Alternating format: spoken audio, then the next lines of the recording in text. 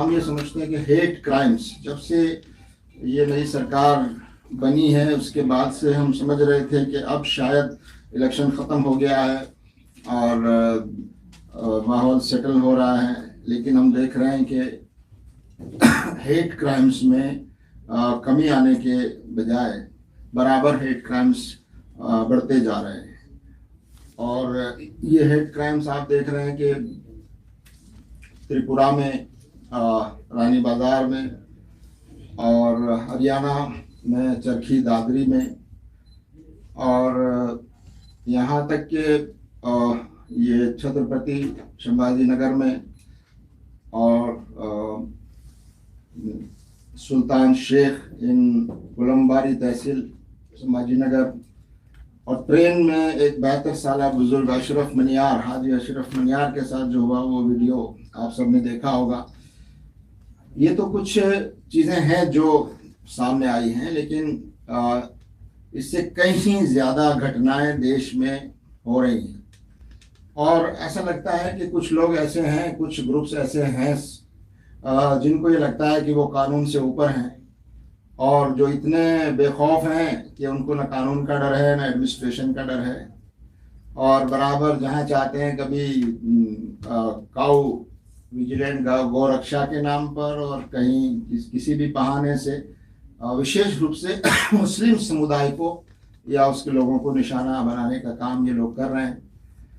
और अफसोस की बात यह है कि सरकार उस पर खामोश है, चुप है,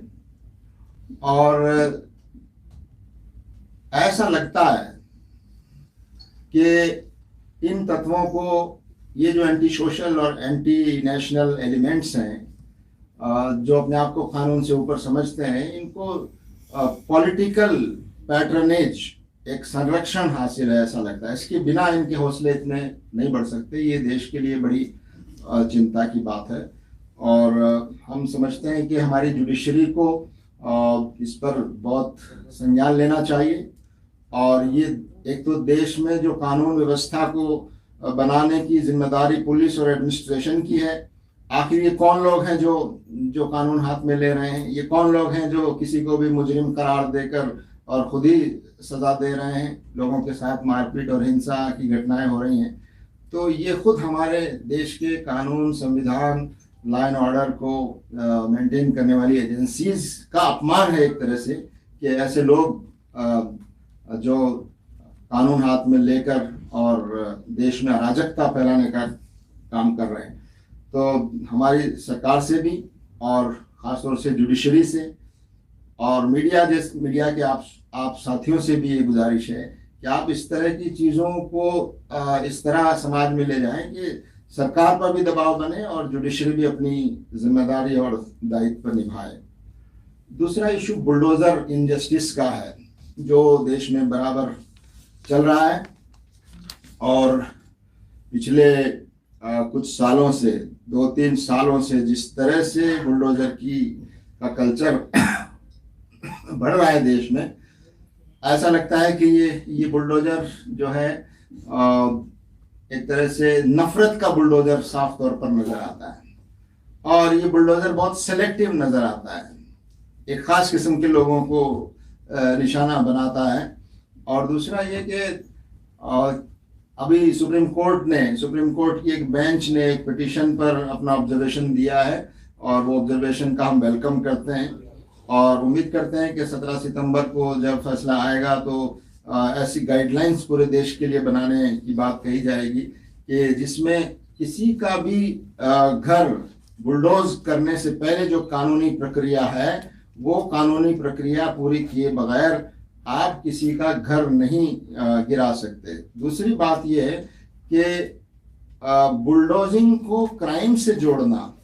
ये एक बहुत खतरनाक रुझान है जिसकी तरफ हमारी सरकारें और जो लोकल एडमिनिस्ट्रेशन है वो बढ़ रहा है कि किसी भी आदमी को कोई इल्ज़ाम लगाकर कि उन्होंने फला जगह ये क्राइम किया या इस क्राइम में उनका हाथ हो सकता है, ऐसा कोई इल्ज़ाम लगाकर आप बगैर तहकीक के, बगैर उसके घर को ढा देते हैं और फिर कहते ये हैं, जिक्र करते हैं क्राइम का, अपराधी होने का इल्ज़ाम लगाया था और फिर कहते हैं कि हमने कानून के मुताबिक जो है बुलडोजिंग किया है। तो सुप्रीम कोर्ट ने इसको साफ तौर पर कहा है कि इवन किसी का क्राइम साबित भी हो जाए तो भी आप बुलडोजिंग या किसी का घर या मकान या कोई भी इमारत ढहाने की जो कानूनी प्रक्रिया है उसको नजरअंदाज नहीं कर सकते। कानून क्राइम से उसका कोई संबंध नहीं है। तो ये बहुत एक अच्छी ऑब्जर्वेशन जो सुप्रीम कोर्ट ने दी है, इससे कुछ उम्मीद पैदा हुई है, हम इसका वेलकम करते हैं और उम्मीद है कि हमारी उच्चतम न्यायालय जो है वो पूरे देश में इस तरह की दिशा निर्देश और गाइडलाइन जारी करेंगे जो ये बुलडोजिंग का कहर और बुलडोजिंग का जो एक खौफ पैदा किया जा रहा है और ख़ास तौर से कम्युनिटी को निशाना बनाया जा रहा है, तो ये बहुत ही ख़तरनाक रुझान है। जमात इस्लामी पहले भी इसके खिलाफ आवाज़ उठाती रही है और हम आपसे भी गुजारिश करते हैं कि आप भी इस आवाज़ को वहाँ तक पहुँचाने की कोशिश करें। नफरती बयानों और नफरती भाषणों का सिलसिला भी रुका नहीं है बल्कि बढ़ता जा रहा है। हम देख रहे हैं कि महाराष्ट्र में बयान दिया गया हज़रत मोहम्मद सल्लल्लाहु अलैहि वसल्लम के बारे में, बहुत ही अपमानजनक बयान दिया गया। और इसी तरह महाराष्ट्र के एक राजनेता जो एमएलए भी हैं और जो संविधान की शपथ लिए हुए हैं, उनके बयान, नफरत वाले बयान जो है वो सामने आ रहे हैं। इसी तरह से और भी जगह पर चाहे वो आसाम और उत्तर प्रदेश के मुख्यमंत्री हों जो संवैधानिक पदों पर बैठे हैं, पिछले दिनों आपने देखा कि किस तरह के समाज में नफरत फैलाने वाले और बांटने वाले बयान उनके सामने आ रहे हैं। तो ये इस देश के लिए, हम सब के लिए चिंता की बात है कि जबकि पूरा कानून मौजूद है नफरती बयानों के खिलाफ, लेकिन इस पर कार्रवाइयाँ नहीं हो रही हैं। और ये कि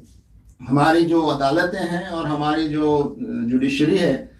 उसको हम ये गुजारिश करना चाहते हैं कि इस पर साफ तौर पर फैसले मौजूद हैं कि नफरत फैलाने वाले, नफरत का भाषण और बयान देने वाले, समाज को बांटने वाले जो बयान हैं उनके खिलाफ कार्रवाई होनी चाहिए, लेकिन वो कार्रवाइयाँ होती हुई नज़र नहीं आ रही हैं। तो हम समझते हैं कि ये कार्रवाइयाँ अगर नहीं होंगी ऐसे लोगों पर तो ये सिलसिला और बढ़ेगा। और ख़ास तौर से आइंदा कुछ महीनों के बाद कुछ राज्यों में विधानसभा के चुनाव आने वाले हैं और हम देख रहे हैं कि ये घटनाएं उन्हीं राज्यों में ज़्यादा हो रही हैं या उनके आसपास जहां जिनमें ये चुनाव होने वाले हैं। तो ये भी एक चिंता की बात है कि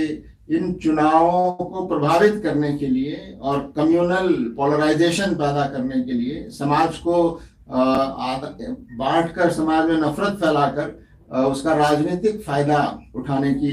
कोशिशें जो की जा रही हैं, ये कोशिशें रोकी जानी चाहिए। और इसमें मीडिया का भी और हम जैसी संस्थाओं का और विशेष रूप से जुडिशरी का जो रोल है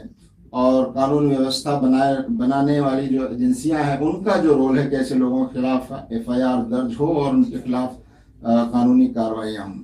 जहाँ तक बुलडोजर इंजस्टिस की बात हम कर रहे थे, उसमें हम ये भी डिमांड करते हैं कि जिन लोगों के मकान गिराए गए हैं उनको पूरा मुआवजा दिया जाना चाहिए। जिन अफसरों के माध्यम से ये कार्रवाइयाँ हुई हैं उन अफसरों के खिलाफ कानूनी कार्रवाइयाँ की जानी चाहिए। तो ये हमारी डिमांड है।